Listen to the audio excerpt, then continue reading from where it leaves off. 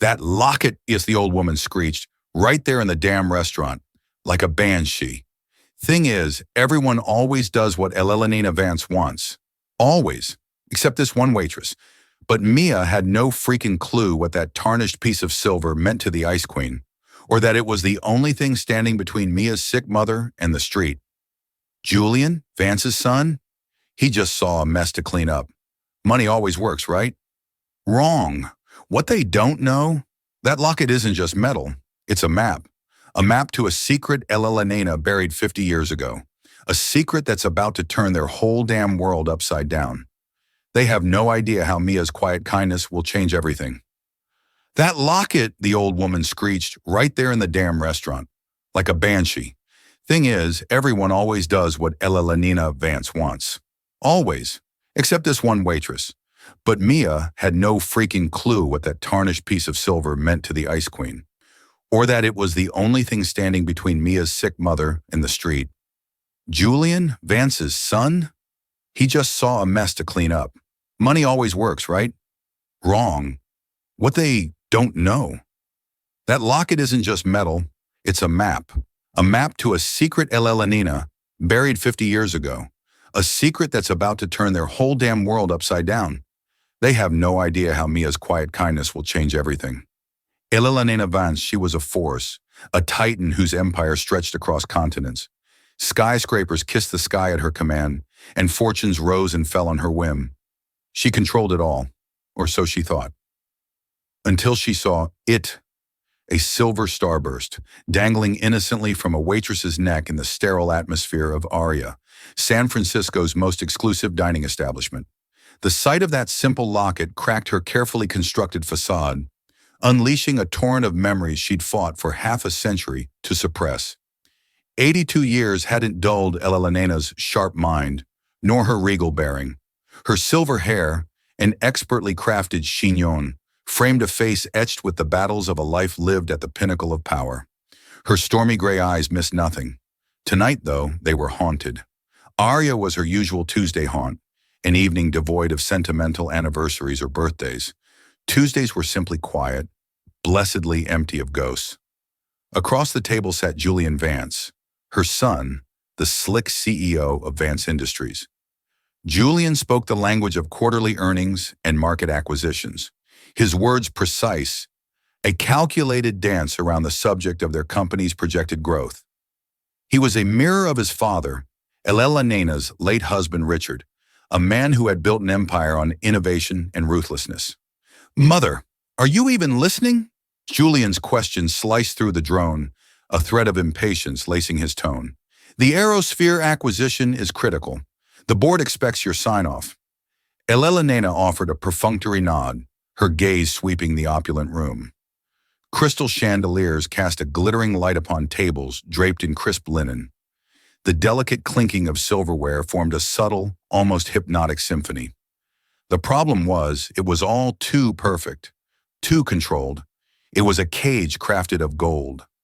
Richard's death a decade ago had plunged her into this gilded isolation. The vibrancy had leached from her world, leaving behind a chilling emptiness.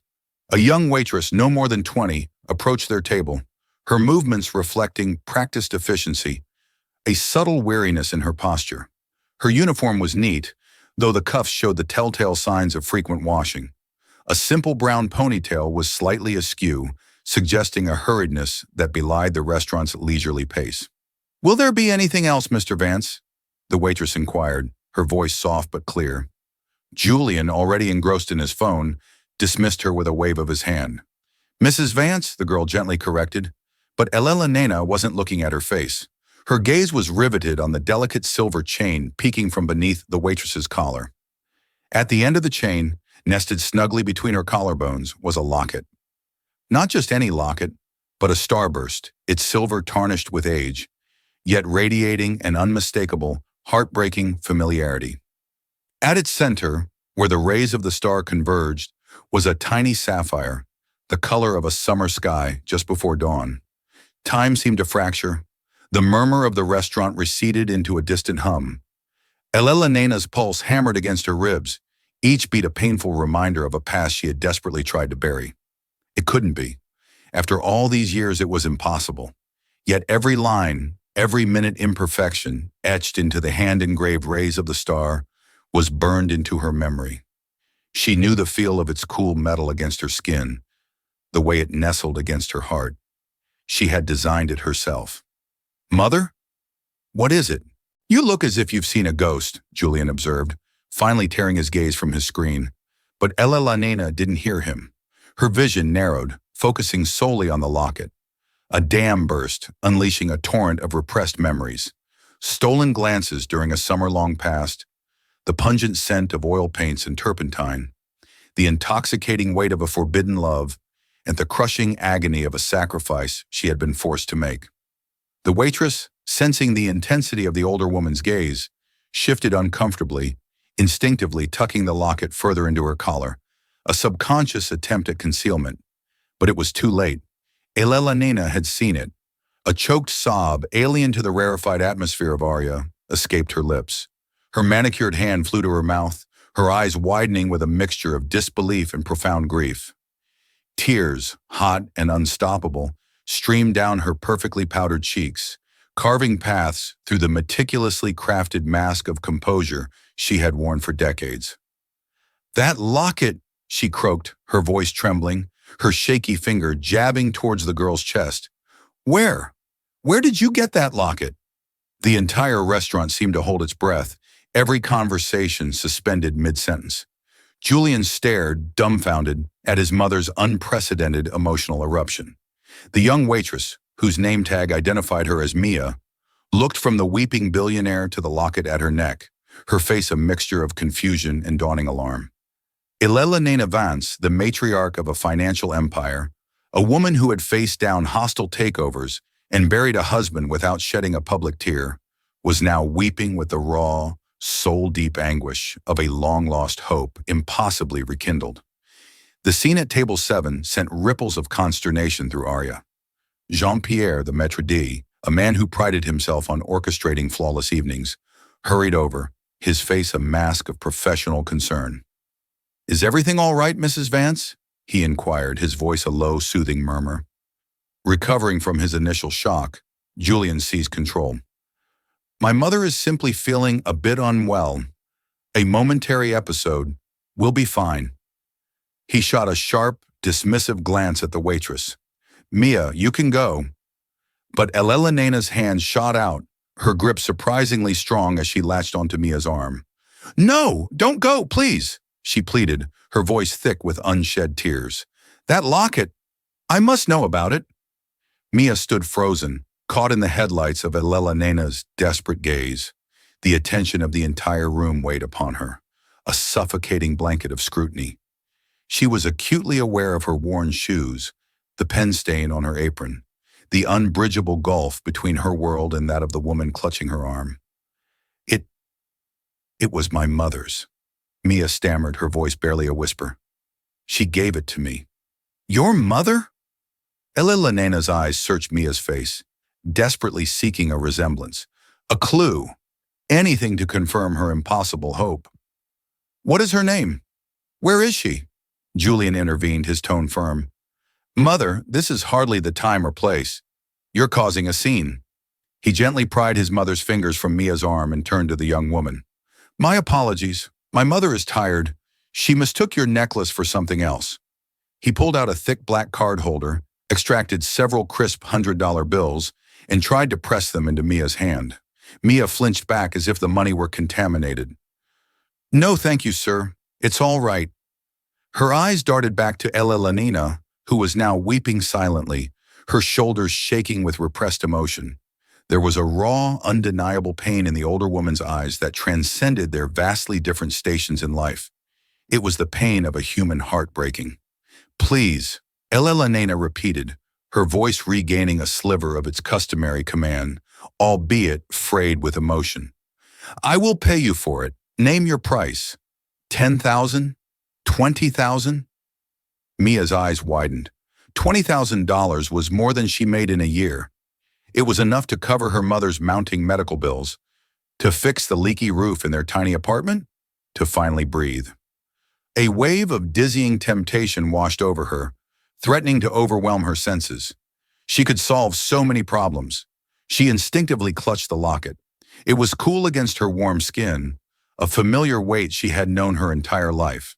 It was the only tangible link to her mother, Sarah, who was slowly losing her battle with early-onset Alzheimer's. "That's your story," her mother would sometimes whisper during moments of lucidity, her voice thin and frail, as she touched the locket. "It's all in there. It'll keep you safe." Mia didn't know what story it held. Her mother's past was a fragmented collection of half-remembered tales, shrouded in mystery. She didn't know who her father was or where her mother had come from before arriving in San Francisco with a baby in a single suitcase. The locket was her only anchor to that unknown history, to her own identity. To sell it would be like selling a piece of her soul. "I'm sorry, Mrs. Vance," Mia said, her voice surprisingly firm. "I can't sell it. It's not for sale." Julian scoffed, disbelief etched on his face. "Don't be ridiculous. It's a piece of silver. I'll write you a check for $50,000 right now. You can quit this job tonight." The offer hung in the air, glittering, seductive, impossible to ignore. $50,000, a fortune. But as Mia looked at Elena, she saw not a billionaire accustomed to getting her way, but a woman consumed by an unquenchable desire to reclaim a piece of her past. And Mia, who had so little of her own past to cling to, understood that perfectly. "No," she said, her voice stronger this time. "My answer is no. I'm very sorry for your distress." She gave a slight, formal bow. "If you'll excuse me, I need to get back to my work." With that, she turned and walked away, her heart hammering against her ribs. She felt the stares of every patron boring into her back, heard the whispers trailing in her wake. She fled to the relative sanctuary of the kitchen, her hands shaking so violently that she had to grip the edge of a stainless steel counter to steady herself. Back at the table, Julian was livid. The audacity! A $50,000 offer for some cheap bauble, and she refuses? "She's playing you, Mother. She'll come back tomorrow with a lawyer, demanding $1 million. But Elena wasn't listening. Her gaze was fixed on the kitchen door through which Mia had disappeared. The girl's refusal hadn't angered her. It had intrigued her. It confirmed her growing suspicion. The locket's value wasn't monetary. The girl cherished it, just as she was meant to. "Get me her name, Julian," Elena commanded, her voice low and resolute. The tears had ceased, replaced by a steely determination. "Her full name, her address, everything you can find out about her." "What are you going to do?" Julian asked, bewildered. Elena dabbed her eyes with a linen napkin, her composure slowly returning, armor being reassembled piece by piece. "If she won't sell a memory," she said, her voice dangerously quiet, "then I shall have to buy her story." The next morning, the sterile quiet of Elena Vance's penthouse apartment was broken by the arrival of David Harrison. Harrison was a private investigator, a man whose unremarkable appearance belied a formidable talent for unearthing secrets. Discreet, efficient, and expensive, he was the best in the business. The emotional storm of the previous night had subsided, leaving behind a disturbing calm and a singular obsessive focus. Julian watched. "I want to know everything about her," Elena stated, her voice devoid of its earlier fragility. "Amelia Russo. She works at Aria. Find out where she lives, who her family is, what her circumstances are. Be thorough, but be invisible. I don't want her to know she's being watched." "Understood, Mrs. Vance," Harrison said, making notes in a small leather-bound book. Julian watched his mother obsess, like a cat over some injured mouse. She would break, he was sure of it. He had to intervene. "Her family," he said, and then to himself he breathed, "He made it for the girl with eyes like the sea. He made it for the girl with eyes like the sea." She whispered. The words disconnected a fragment of a memory, a star to guide her home before they sent her away. Mia frowned, confused. "What, Mom? Who sent who away?" But the moment of clarity was gone. Sarah's eyes glazed over. She smiled vaguely and began to hum a tune that had no melody. Mia's heart ached. The cryptic words were just another piece of the puzzle of her mother's past, a puzzle that was becoming more complex and dangerous by the day. She held the locket tightly. It was no longer just a keepsake. It was the center of a storm, and she was trapped within it. Julian's aggressive tactics had the opposite of their intended effect. When Elena learned from a distraught Jean-Pierre that Mia had been dismissed from her job at Aria, at Julian's insistence she was incandescent with fury, she summoned Julia to her penthouse. For the first time in years, he saw not a frail, aging mother, but the formidable woman who had stood beside his father as he built an empire.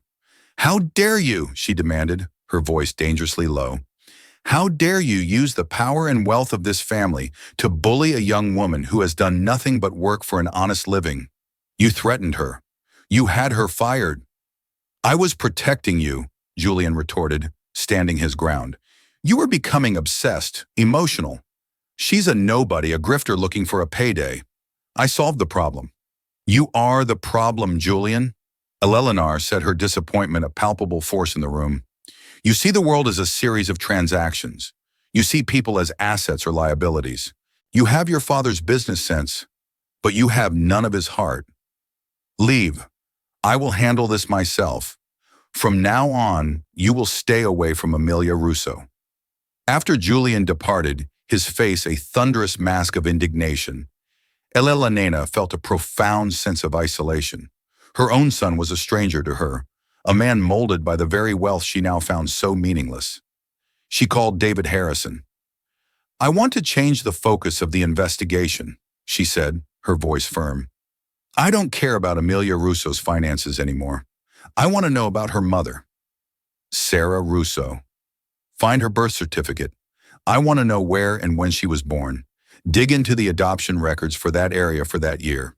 Cross-reference everything. Spare no expense." It was a long shot, a wild, desperate gamble based on nothing more than a gut feeling and a 50-year-old piece of jewelry. While Harrison's team began the painstaking work of sifting through decades of sealed and archived records, Elena retreated into her own past. She unlocked a safe hidden behind a painting in her study and removed a small leather-bound box. Inside were a few relics she had kept from her time with Thomas Reed. There were a handful of letters written in his elegant looping script, filled with passionate declarations of love and dreams of a future together.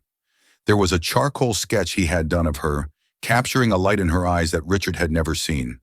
And at the bottom of the box was a small velvet pouch. Inside was a single earring, a silver starburst with a tiny sapphire at its center. It was the matching piece to the locket. Thomas had only had enough silver for 1.5 pairs. He'd given her the locket and one earring, keeping the other for himself as a promise to find her and their child, a promise he was never able to keep. She clutched the earring, the sharp points digging into her palm. The memories were so vivid, so painful. The sterile white room of the clinic, the condescending pity in the nurse's eyes, the crushing weight of her parents' decision presented as an inescapable reality. "It's for the best, Elena. The child will have a good life with a proper family. You will forget. You will move on." But she had never forgotten, not for a single day. The ghost of her daughter Lily had haunted the periphery of her life, a constant, silent presence. Days turned into a week. Elena barely ate her mind, consumed by the past and the desperate hope for the future. Then the call came. Mrs. Vance, David Harrison's voice was different. The professional detachment was gone, replaced by something that sounded like awe. "We found it. It took leveraging every contact I have and a court order from a very friendly judge, but we unsealed the records."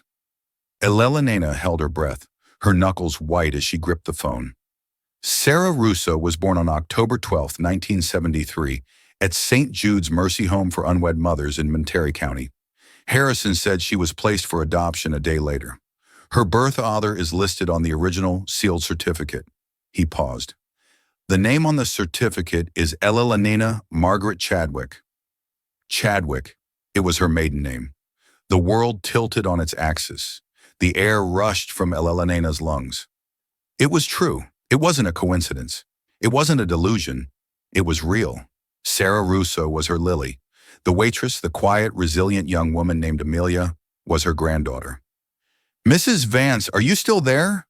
Harrison's voice was full of concern. Yes, Elena whispered, tears blurring the panoramic view from her window into a smear of blue and gold. Yes, I'm here. A lifetime of grief and longing crested within her, not as a wave of sorrow, but as a tidal wave of impossible, earth-shattering joy. She had found her. After 50 years of searching, a waitress in a restaurant had unknowingly brought her daughter back to her. There's more, Harrison said gently. I looked into Sarah's adoptive parents. They were a kind, working-class couple. They passed away when Sarah was a teenager. She had a difficult life, and there's no record of Amelia's father. The birth certificate lists him as unknown. It explains so much why Sarah was alone, why they were struggling. Her daughter had lived a life of hardship, a world away from the gilded cage Elena inhabited. And now she was sick, her memory fading. Her fierce protective instinct, the maternal love she had been forced to suppress for 50 years, roared to life. She would not lose her daughter again, not when she had just found her. Book the best neurological specialist in the country, Mr. Harrison. Elena commanded, her voice ringing with an authority she hadn't felt in years. Dr. Alistair Finch at Johns Hopkins. Fly him to San Francisco on my private jet. Rent out an entire wing of the best hospital if you have to. And get me an address. I am going to see my granddaughter. For Mia, the world had become a landscape of fear. Julian Vance's threats echoed in her mind. Her manager at the Daily Grind had started treating her coldly, cutting her hours. She knew it was only a matter of time before she lost that job, too.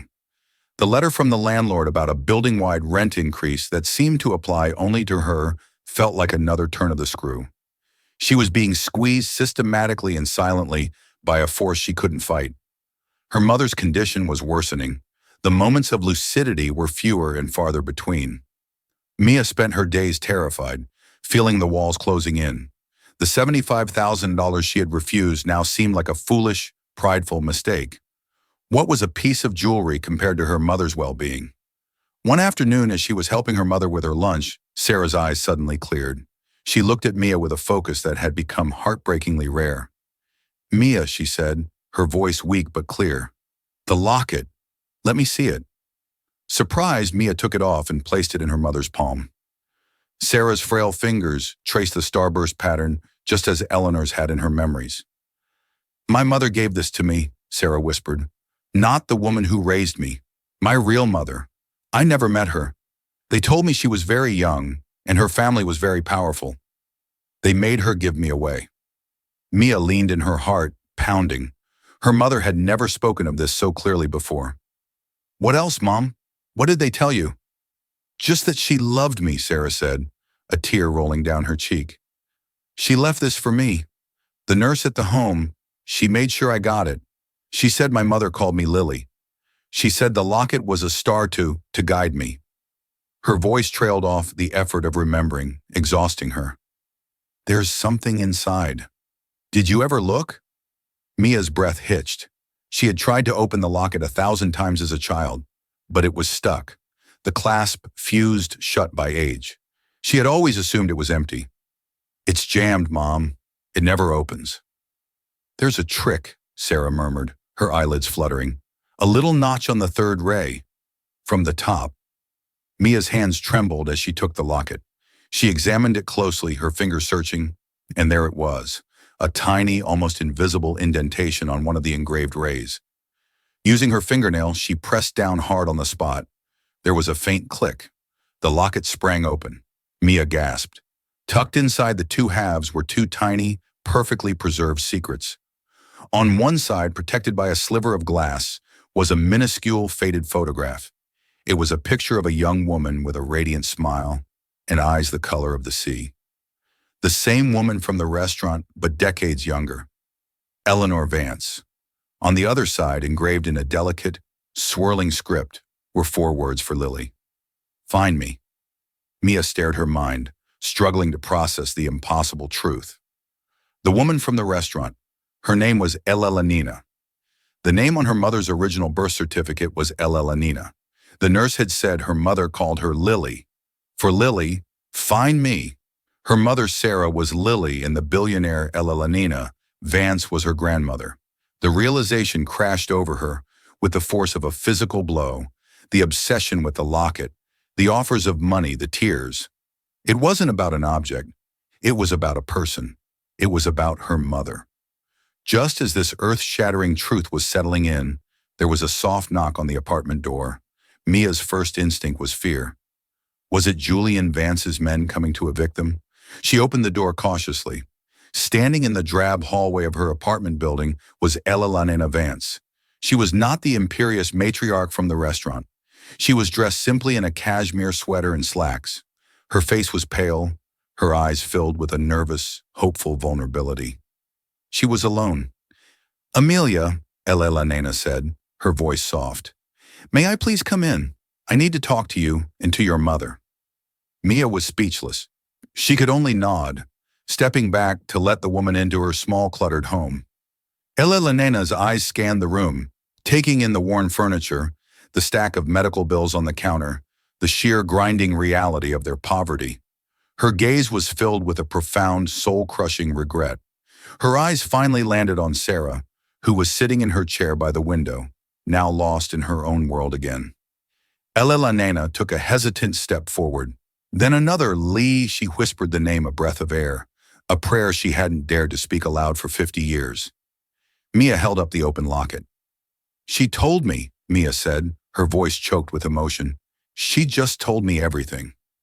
Elena looked from the locket in Mia's hand to the face of her daughter, then back to the face of her granddaughter. The resemblance was undeniable, the same determined set of the jaw, the same strength in the eyes. Tears streamed down Elena's face once more, but this time they were not tears of grief. They were tears of homecoming. "I found you," Elena breathed, her voice breaking. "Oh, my darling girl, after all this time, I finally found you." She reached out, not for the locket, but for Mia's hand, her touch gentle and warm. The gulf between the billionaire and the waitress vanished, erased by a truth that had been hidden in a silver starburst for half a century. The air in the small apartment was thick with the weight of 50 years. It was a sacred space, a bubble of time where past and present had finally converged. Elena knelt by Sarah's chair. Her manicured fingers, which had signed billion-dollar contracts, now trembled as they gently stroked the hair of the daughter she had only ever held in her memory. She whispered the name Lily, a soft, rhythmic chant, as if the sound itself could bridge the chasm of their lost decades. For a fleeting moment, Sarah's clouded eyes seemed to focus on her, and she leaned into the touch, a deep, instinctual comfort overriding the fog of her illness. Mia stood a few feet away, the open locket still warm in her hand. The world had tilted its colors, shifting into new, unrecognizable hues. She was no longer just mere Russo, the perpetually exhausted waitress swimming against a tide of debt.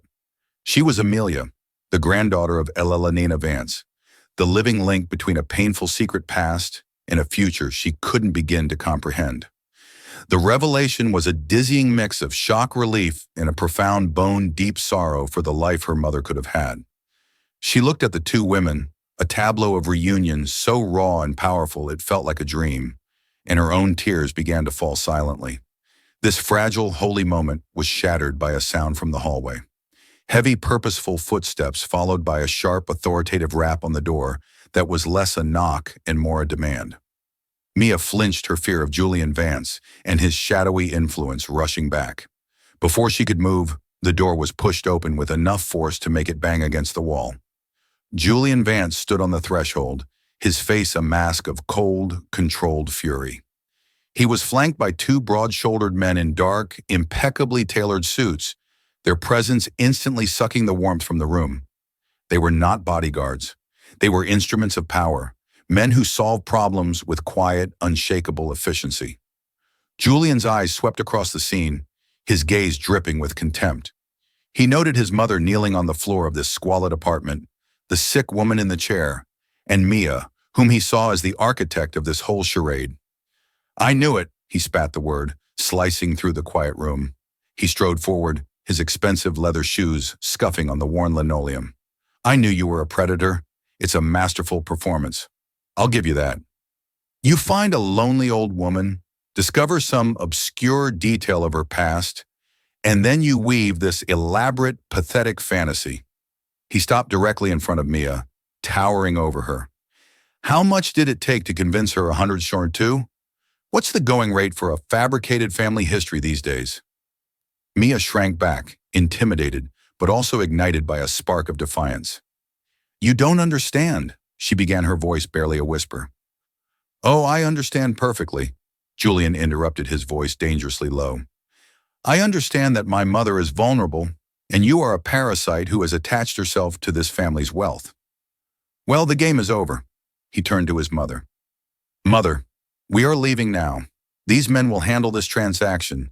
They will retrieve your property and ensure Miss Russo understands the legal consequences of extortion. He nodded sharply at one of the men who took a step towards Mia, his hand outstretched for the locket. They will do no such thing. Julian?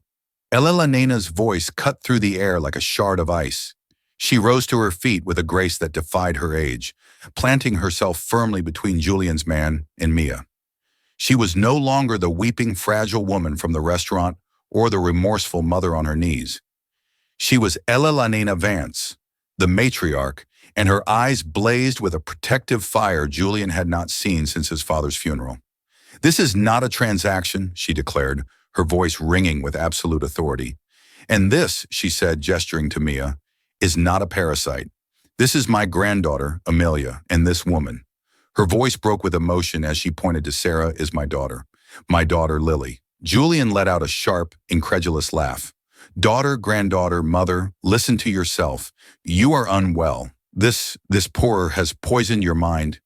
You have never in my entire life mentioned a lost daughter, because I was made to feel ashamed. Elena's voice boomed, startling them all with its power. Because my parents, your grandparents, decided that the family name was more important than a baby girl. They cared more for appearances and their social standing than for their own child's heart. I was 17.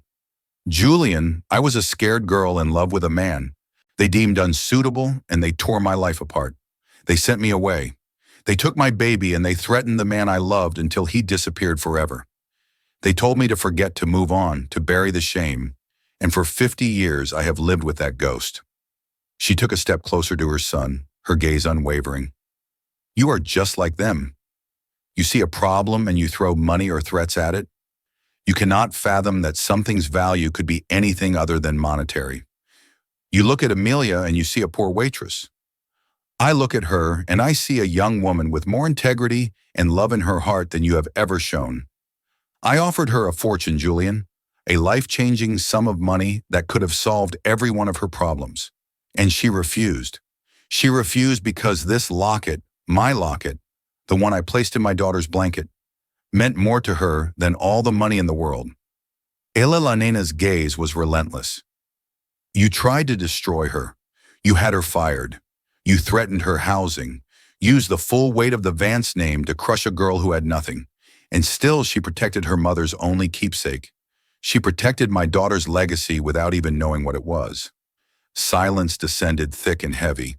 Julian stared at his mother, the absolute conviction in her voice, shaking the very foundations of his reality. Mia, emboldened by Elena's defense, held up her hand, the locket open in her palm. The light from the window caught the tiny faded photograph of the young, smiling Elena. Julian's eyes were drawn to it, to the undeniable proof. He saw the face of his mother before she was his mother, a girl full of a light he had never known. He saw the inscription for Lily, "Find me." His carefully ordered world, a world of spreadsheets and market values, of clear wins and losses fractured. The cold logic that had been his armor for so long shattered against the irrefutable truth of this emotional, messy human story. He looked from the locket to Mia, and for the first time he didn't see a porpa. He saw a young woman with his mother's eyes. He looked at the frail, sick woman in the chair and saw not a prop in a scam, but his aunt, a member of his family who had lived a life of hardship while he had lived in unimaginable privilege. The magnitude of the family secret of the injustice hit him with the force of a physical blow. His entire identity was built on a lie of omission. The fury drained from his face, replaced by a ghastly pallor. The arrogance in his posture collapsed, leaving him looking suddenly younger and lost. He started, but no words came. What could he say? He had been monstrous. He had wielded his power with cruelty, all in the name of a truth that was utterly false. Shame of foreign and corrosive emotion burned in his gut. He couldn't bear to look at his mother's disappointed face or at the quiet dignity of the girl he had tried to break. Without another word, he turned on his heel and walked stiffly out of the apartment. He brushed past his confused men, leaving them in the doorway.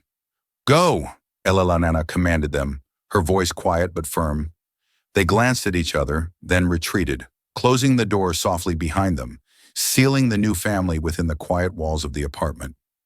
The storm had passed.